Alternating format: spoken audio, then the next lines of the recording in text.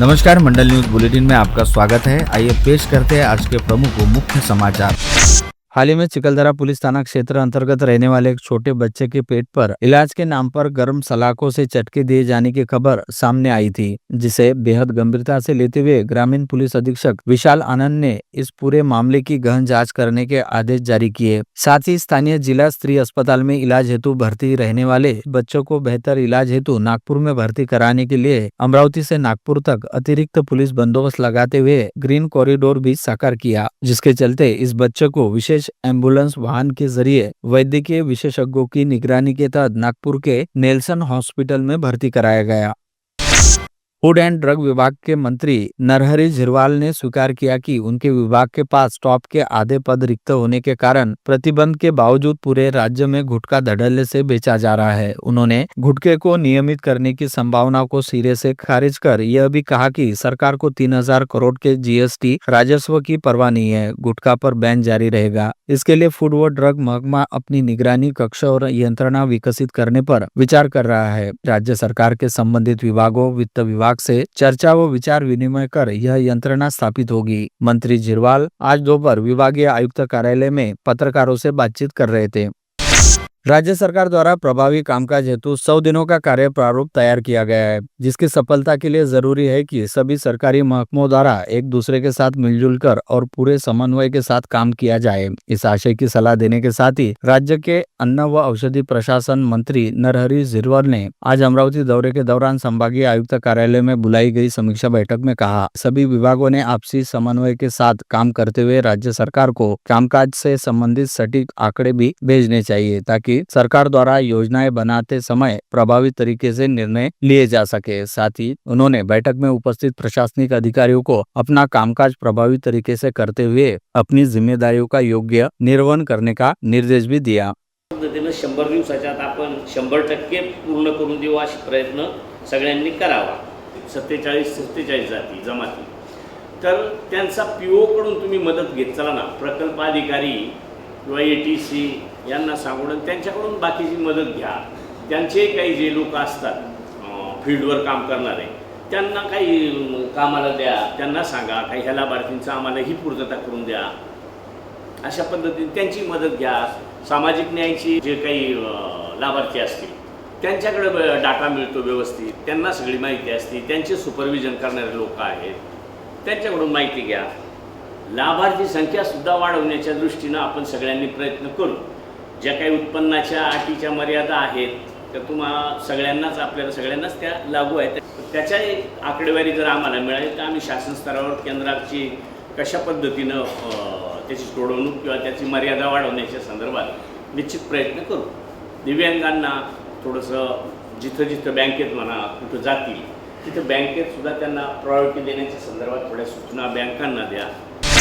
आज अमरावती जिले के दौरे पर पहुंचे राज्य के अन्न व औषधि प्रशासन मंत्री नरहरि झिरवाल ने रेलवे स्टेशन चौक स्थित विधायक सुलभा खोड़के के जनसंपर्क कार्यालय को भी सदिच्छा भेंट दी। इस समय विधायक सुलभा खोड़के व राकापा के प्रदेश उपाध्यक्ष संजय खोड़के ने मंत्री झिरवाल का अपने कार्यालय में भावपूर्ण स्वागत किया। इस समय राकापा के शहराध्यक्ष प्रशांत डवरे व युवा नेता यश खोड़के भी उपस्थित थे। महाराष्ट्र में सबसे पसंदीदा और विख्यात योजना साबित हुई मुख्यमंत्री माझी लाडली बहन योजना को विधानसभा चुनाव की पृष्ठभूमि पर महायुति सरकार ने अमल में लाया था और यह योजना महायुति सरकार के लिए लाभदायक साबित भी हुई। लेकिन अब कुछ लाडली बहनों के आवेदन रद्द करने के काम शुरू रहने से कुछ लाडली बहनों में चिंता बढ़ गई है। ऐसे में अब बच्चू कडू ने सरकार पर जोरदार टिप्पणी की है।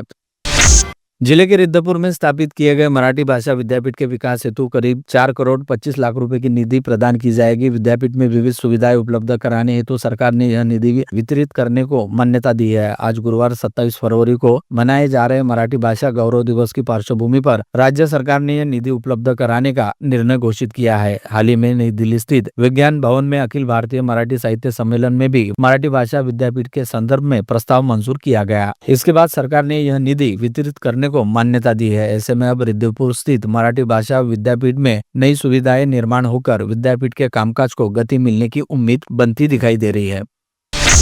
शहर के पश्चिमी क्षेत्र में स्थित सर्वे नंबर 62, 63, 64 व 65 अबूबकर नगर, मुशीर कॉलोनी, बशीर नगर, वलगांव रोड व नवसारी गांव से होकर गुजरने वाले 30 फीट चौड़े मुख्य मार्ग से दूसरे यानी पश्चिमी ओर की तरफ रहने वाले भूखंड धारकों द्वारा इस मुख्य मार्ग के करीब 12 से 15 फीट हिस्से पर अवैध रूप से अतिक्रमण किया गया है, जिसके चलते यह सड़क मात्र 15 से 18 फीट ही बची है, जिसे अतिक्रमण से मुक्त कराने हेतु अबूब नगर वासियों द्वारा विगत करीब 15 वर्षों से लगातार प्रयास किए जा रहे हैं और इसी विषय को लेकर संभागीय राजस्व आयुक्त के पास भी गुहार लगाई गई है, जिसके चलते संभागीय आयुक्त ने वर्ष 2015 में ही मनपा को निर्देशित किया था कि इस सड़क पर रहने वाले अतिक्रमण को तुरंत हटाते हुए इस रास्ते को अतिक्रमण मुक्त किया जाए, परंतु इसके बावजूद अभी इस सड़क पर अतिक्रमण जस की तस है। ऐसे में परिसरवासियों द्वारा आरोप लगाया जा रहा है कि मनपा के सहायक संचालक, नगर रचना विभाग एवं रामपुर कैंप जोन क्रमांक 1 के अधिकारियों द्वारा अतिक्रमणकारियों से मिलीभगत करते हुए संभागीय आयुक्त के आदेश की अनदेखी की जा रही है तथा जानबूझकर अतिक्रमण हटाने की कार्यवाही में टालमटोल की जा रही है।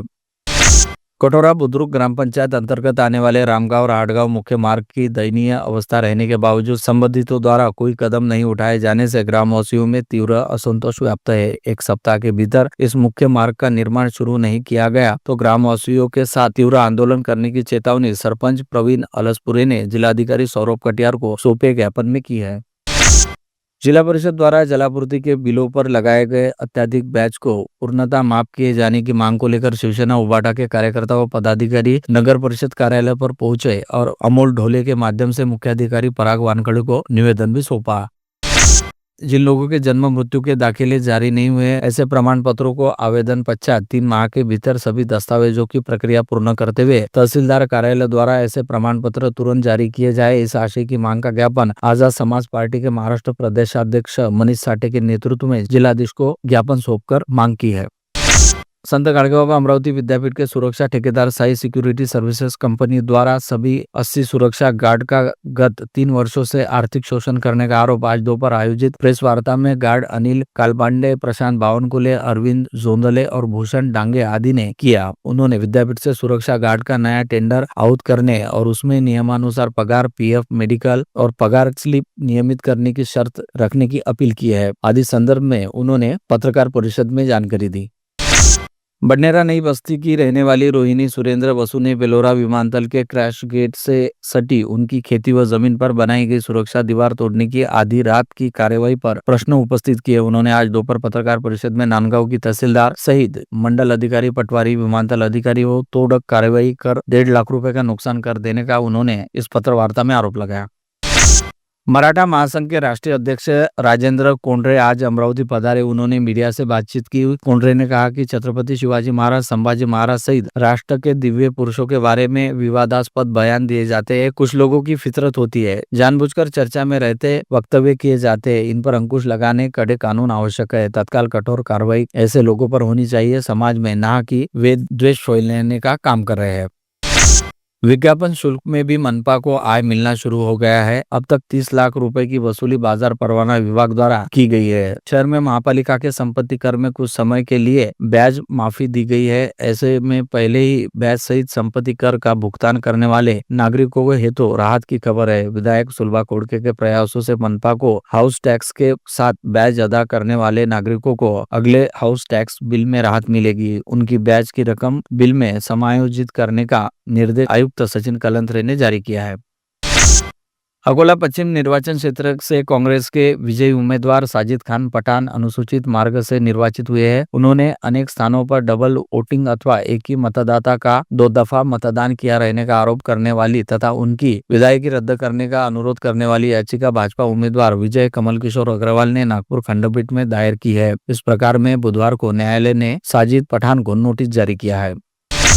रमजान ईद शांतिपूर्ण ढंग से मनाए जाने और कानून व सुव्यवस्था से संबंधित कोई भी समस्या निर्माण न होने के लिए मंगलवार 25 फरवरी को पुलिस आयुक्त नवीन चंद्र रेड्डी की अध्यक्षता में नागपुर गेट थाने में बैठक संपन्न हुई। इस बैठक में पुलिस उपायुक्त सागर पाटिल, मुस्लिम धर्मगुरु, गणमान्य नागरिक, शांति समिति के सदस्य, सभी सहायक पुलिस आयुक्त, बिजली विभाग के प्रशासकीय प्रमुख, वरिष्ठ अधिकारी व पुलिस अधिकारी उपस्थित थे। दाऊदी बोहरा समाज मिस्री कैलेंडर के हिसाब से चलता है। समाज के रमजान माह की शुरुआत कल जुम्मे शुक्रवार से हो रही है। कल 28 फरवरी को बोहरा समाज का पहला रोजा रखा जाएगा। बर्तन बाजार सराफा बाजार स्थित दाऊदी बोहरा मस्जिद में नमाज अदा की जाएंगी। धर्मगुरु सैयदना मुफद्दल सैफुद्दीन साहब की रजा से नैरोबी से उस्ताद शेख शब्बीर भाई जमाली अमरावती पधार रहे हैं। वे 30 दिनों तक यहाँ नमाज अदा कराएंगे, जिसे लेकर बोहरा जमात में उत्साह का माहौल देखा जा रहा है। महाशिवरात्रि के पावन पर्व पर चिखलदरा पुलिस स्टेशन की सीमा अंतर्गत आने वाले धारगढ़ में यात्रा का आयोजन किया जाता है, जिसमें हजारों शिव भक्त दर्शन के लिए आते हैं। चिखलदरा पुलिस द्वारा आकोट तहसील के सुदूरवर्ती क्षेत्र में स्थित लेकिन चिखलदरा स्टेशन की सीमा के भीतर स्थित धारगढ़ में चिखलदरा पुलिस द्वारा सुरक्षा व्यवस्था की दृष्टि से बंदोबस्त लगाया जाता है। धारगढ़ की यात्रा कठिन है। इसमें लगभग 25 किलोमीटर पैदल चलना होता है और यह मुख्य सड़क से 37 किलोमीटर की दूरी पर है। गांधी चौक के आगे अंबागढ़ के पास स्थित शिव शक्ति मंदिर में महाशिवरात्रि पर विशेष अभिषेक पूजन किया गया। तड़के से मंदिर में भाविक भक्त उमड़े। पूर्व नगर सेवक रतन डेंडुले पहलवान द्वारा पधारे हुए दर्शनार्थियों को लगभग 500 किलो प्रसादी का वितरण उत्साह से किया गया। प्रधानमंत्री आवास योजना के कार्य जिले में गतिमान हो गए हैं। ग्रामीण चरण 2 में आवास के 57,335 प्रस्ताव मंजूर किए गए हैं, जिसमें से 41,634 लोगों को एक ही दिन में स्वीकृति पत्र दिए गए। उनमें 39,500 लोगों को पहली किस्त जारी हो गई है। जिला परिषद की मुख्य कार्यपालन अधिकारी संचिता मोहपात्रा ने यह जानकारी दी। श्री माहेश्वरी पंचायत अंतर्गत माहेश्वरी यूथ विंग द्वारा स्थानीय बडनेरा रोड स्थित दशहरा मैदान पर माहेश्वरी प्रीमियर लीग सीजन 9 का शानदार आयोजन किया गया है। आज 27 फरवरी से शुरू हुआ यह आयोजन आगामी 2 मार्च तक चलेगा और इस मुकाबले में कुल 8 टीमों द्वारा हिस्सा लिया जा रहा है, जिनके बीच रोमांचक मुकाबले खेले जाएंगे। जिसके तहत आज आयोजन के पहले दिन सुबह के सत्र में 3 रोमांचक मुकाबले खेले गए। वही इससे पहले माहेश्वरी प्रीमियर लीग का आयोजन का रंगारंग व शानदार उद्घाटन किया गया। इस अवसर पर माहेश्वरी पंचायत के अध्यक्ष जगदीश कलंत्री, सचिव नंदकिशोर राठी एवं सभी सदस्य तथा रिम्स के डॉक्टर प्रसन्न राठी व यूथ विंग के संदीप नावंदर बतौर प्रमुख उपस्थित थे। यह आयोजन दैनिक अमरावती मंडल की मीडिया पार्टनरशिप में आयोजित किया जा रहा है। महाराष्ट्र शासन की तरफ से पेड़ लगाओ पेड़ जगाओ जागरण अभियान चलाया गया था और शासन द्वारा इस अभियान पर करोड़ों रुपए खर्च किए गए, लेकिन इस अभियान को नजरअंदाज कर कुछ लोगों ने पेड़ों की कटाई करते हुए शासन का करोड़ों रुपए का नुकसान किया है। 3 किसानों द्वारा बिना अनुमति के अवैध रूप से पेड़ों की कटाई करने के मामले में वन परिक्षेत्र अधिकारी ने तीनों पर प्रत्येकी 1,000 रुपए जुर्माना वसूल करने के आदेश जारी किए हैं। भाजपा के ग्रामीण जिलाध्यक्ष और राज्यसभा सांसद डॉक्टर अनिल बोंडे की संकल्पना के तहत पूरे साल भर चलाए जाने वाले सांसद रक्तदान अभियान के तहत आज गुरुवार 27 फरवरी को राजनगर स्थित शिव मंदिर संस्थान में रक्तदान शिविर का आयोजन किया गया। साथ ही इस समय स्थानीय दरोगा प्लॉट परिसर स्थित हाईटेक मल्टीस्पेशलिटी हॉस्पिटल द्वारा जयनगर स्थित शिव मंदिर संस्थान में स्वास्थ्य जांच शिविर व बीपी जांच शिविर का आयोजन भी किया गया। बता दें कि साल भर चलने वाले इस रक्तदान अभियान जैसे मानवतापूर्ण कार्य में पश्चिम विदर्भ क्षेत्र के अग्रणी हिंदी दैनिक अमरावती मंडल तथा विदर्भ क्षेत्र के सबसे पुराने मराठी दैनिक मातृभूमि द्वारा पूरे साल भर चलने वाले रक्तदान शिविरों में जन सहभागिता बढ़ाने एवं रक्तदान को लेकर जन जागृति करने हेतु मीडिया पार्टनर की भूमिका निभाई जा रही है। नगर के धार्मिक आयोजनों में निस्वार्थ सेवा देने वाले विशाल लड्डा ने माता जी वर्षा मदन मोहन लड्डा संघ प्रयागराज कुंभ में पवित्र स्नान किया। स्थानीय प्रतिष्ठित नागरिक धर्मेश भाई गगलानी ने अपने परिजनों संग महाकुंभ निमित्त प्रयागराज की यात्रा करते हुए पवित्र त्रिवेणी संगम में स्नान किया। साथ ही कुंभ क्षेत्र में मौजूद साधु संतों का आशीर्वाद प्राप्त किया। अमरावती के प्रसिद्ध नुक्कड़ कचौरी संचालक गौरव राजेंद्र मल ने अपने परिवारजनों के साथ अत्यंत उत्साह एवं श्रद्धा पूर्वक प्रयागराज महाकुंभ में त्रिवेणी संगम में स्नान किया और संत जनों का आशीर्वाद भी प्राप्त किया। स्थानीय साईनगर परिसर निवासी प्रतिष्ठित नागरिक राजेंद्र तेलकटे ने महाकुंभ निमित्त सपरिवार प्रयागराज पहुंचकर संगम में स्नान किया। कांतानगर स्थित प्रमुख जिला व सत्र न्यायाधीश के सरकारी निवास स्थान से बीती रात अज्ञात चोरों ने चंदन के 2 पेड़ काटकर चुरा लिए। इस घटना के सामने आते ही पुलिस महकमे में अच्छा खासा हड़कंप मच गया। साथ ही आम लोगों में यह चर्चा शुरू हो गई कि जब प्रमुख जिला व सत्र न्यायाधीश का निवास स्थान ही अज्ञात चोरों से सुरक्षित नहीं है, तो आम जनता के घरों की तो महज कल्पना ही की जा सकती है।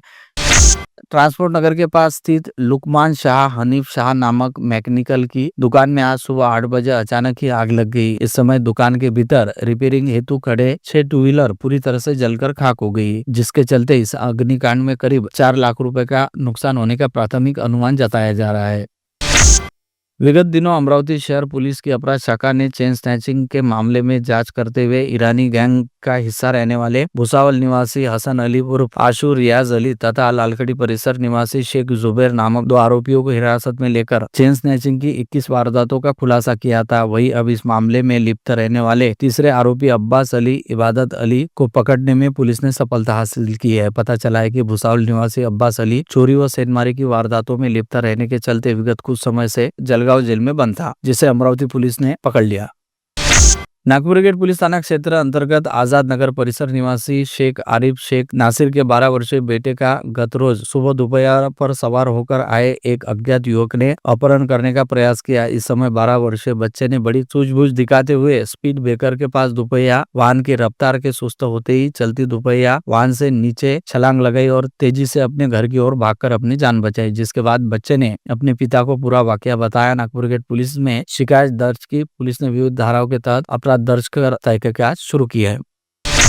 एक 21 वर्षीय युवती को अपने प्रेम जाल में फांसकर विवाह का झांसा देते हुए उसके साथ शारीरिक संबंध स्थापित करने और फिर उक्त युवती के गर्भवती हो जाने पर विवाह की बात से मुकर जाने को लेकर मिली शिकायत के आधार पर गाड़ीनगर पुलिस ने नीलेश रामदास खोपरागढ़े नामक व्यक्ति के खिलाफ विभिन्न धाराओं के तहत आपराधिक मामला दर्ज करते हुए जाँच शुरू की है।